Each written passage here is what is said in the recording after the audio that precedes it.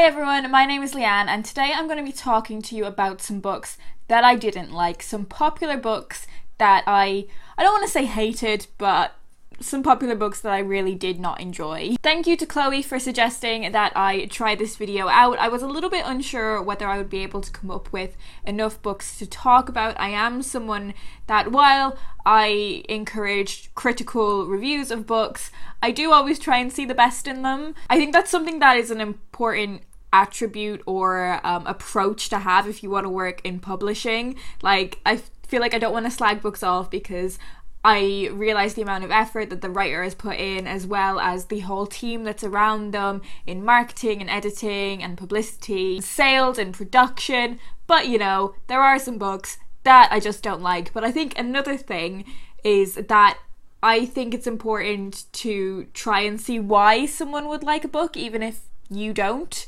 I think that's quite an important approach to have to books if you want to go into publishing. Being able to recognise that while a book may not have been for you, there could be a huge audience of people that would find something of value in it. And obviously that applies to these books because they are popular books. I wasn't sure how to define popular books, but all of the books I'm going to talk about have a 3.5 star rating or higher on Goodreads, and that's, you know, that's a pretty good rating. And I'm gonna try and avoid talking about books that I have mentioned before for being disappointing reads. Anyway, this did not need as much explanation as I've given it. I've got a couple of YA books, I've got some adult fiction in there as well. Anyways, the first book I'm going to talk about is We Come Apart by Sarah Crossan and Brian Conahan. I've not read any of Brian Conahan's other books, but I've read a couple of Sarah Crossan books, one of which was called One. That's a super popular book and I think it's fantastic, and I think that contributed to why I was so disappointed in this book. This book is about two teenagers, Niku and Jess, who both have quite troubled lives. Jess's home life is plagued by violence, and Nico faces a number of different struggles in that he has just moved from Romania and he's trying to settle into his new home, and one of the things that he really struggles with is language. That is where my real issues with this book come to the forefront, because I found there were a lot of gross generalizations. I found how Niku's language barrier was treated to be highly inaccurate. His proficiency at English didn't improve at any point throughout the novel. And from what I remember about this book, Niku just didn't really understand a lot of what was going on. Like, he was presented as if he was unintelligent, which really just didn't make sense to me. And I actually thought, from my perspective, this book came across as very insulting of what it is like to be an immigrant. And that is something that I've heard from Own Voices, and specifically Own Voices Romanian reviewers of this book as well. I think it was just very clear on Niku's side of the story, it wasn't an experience that they had experienced. The next book I'm going to talk about is The Humans by Matt Haig. This was the first Matt Haig book that I read. He's a superly massive, hyped up author. And actually at this point I do want to give a little disclaimer that this video is no way an attack on any of the authors or any people who enjoyed any of the books that I'm talking about. I think Matt Haig is a great person, but his books are not for me. Since reading this book, I've given a couple of his other books a try and they're just, I don't get on with them. So this book follows what happens when, if I'm remembering it right, when a university professor is replaced by an alien from another planet.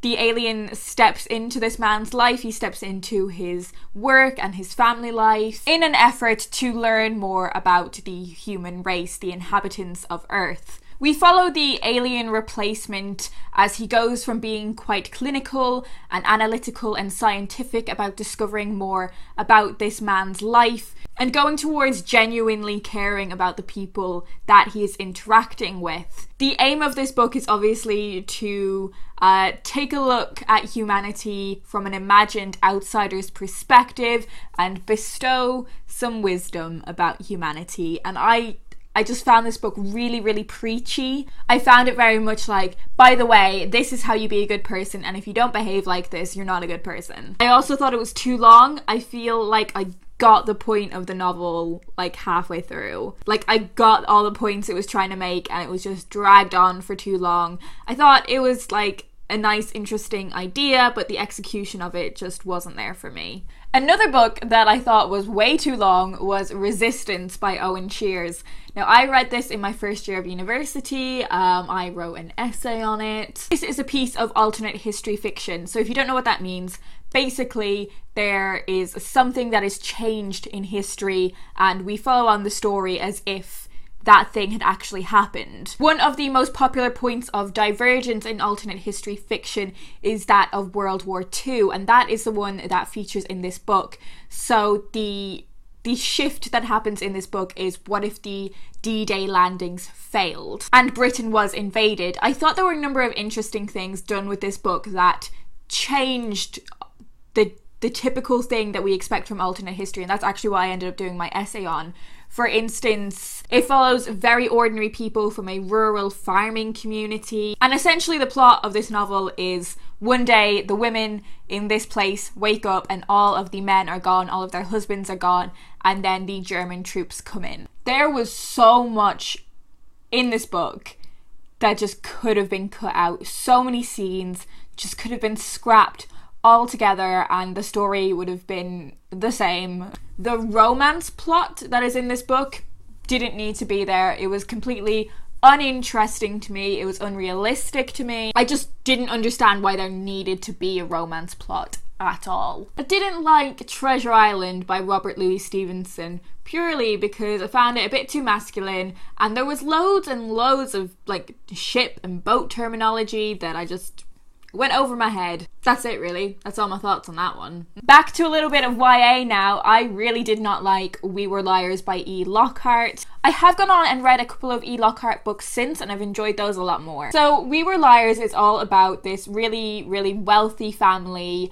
and how they spend all their summers on an island. It's a private island. They've got private beaches. They've got like servants. Something happened to the main character 2 years previously when she was 15, and she's gradually trying to piece together the memories that she has lost to figure out what happened to her. This book is all about terrible people doing terrible things. There is nothing appealing about them. There is no way to empathize with them. I don't mind books that have unappealing characters, not one bit, but you should be able to empathize with them, especially if you're hearing about it from their perspective, because from their perspective, they're going to empathize with themselves, so that should rub off on you a little bit. Also, the massive mind-blowing twist at the end of this book. Saw it coming. Wasn't really a twist, was it? The Couple Next Door by Shari Lepena. This is a book that I've spoken about a little bit because I did read it this year and it's one of my most disappointing reads of the year so far. But this book is a thriller that follows what happens when a couple go next door to a dinner party, leaving their baby in their own house. They plan on checking on the baby every 30 minutes. They've got the baby monitor with them, but obviously the baby goes missing. I found this book extremely unrealistic. All of the men in this book were really, really stupid and reckless and dumb. Like, none of them had any common sense, which again just didn't seem realistic to me. The treatment of the mother of the baby was awful. I think how her mental health was used as a plot device and a plot twist was done really poorly, and I just found the ending very, very strange. The final book I'm going to talk about is The Alchemist by Paulo Coelho. I read this quite a few years now, and even still when I think about it, it annoys me. This tells the story of a shepherd boy who goes travelling in and exploring in search of worldly treasures. He plans on finding riches, and the point of the story is that the riches that he finds along the way is a greater understanding of life and like wisdom and stuff. Again, this was a book that I found extremely preachy and sort of telling you how to be a good person and telling you how to live your life and the best way to live your life, and I just don't like books like that. I like books that will like give me something to think about and bestow wisdom on me, but just like present me with something and let me figure out my own thoughts rather than just like putting a load of advice on a plate. It's just so righteous and condescending. I would probably go as far as to say that The Alchemist is the book that I've hated the most. So yeah, that is all the books that I'm going to talk about today. It was slightly strange to spend a whole video being negative about books. But you know, I think it's valuable to know what books people have not enjoyed just as much as the books that they have enjoyed. It gives you a wide understanding of their reading tastes. Please don't take it personally if I've said I have disliked one of your favourite books. Like, you do you. Enjoy whatever you want. It's none of my business.